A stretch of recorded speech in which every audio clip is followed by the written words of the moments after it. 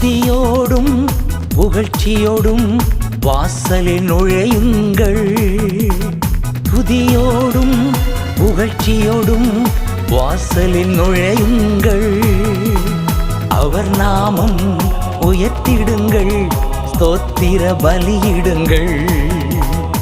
அவர் நாமம் உயர்த்திடுங்கள், ஸ்தோத்திர பலியிடுங்கள்.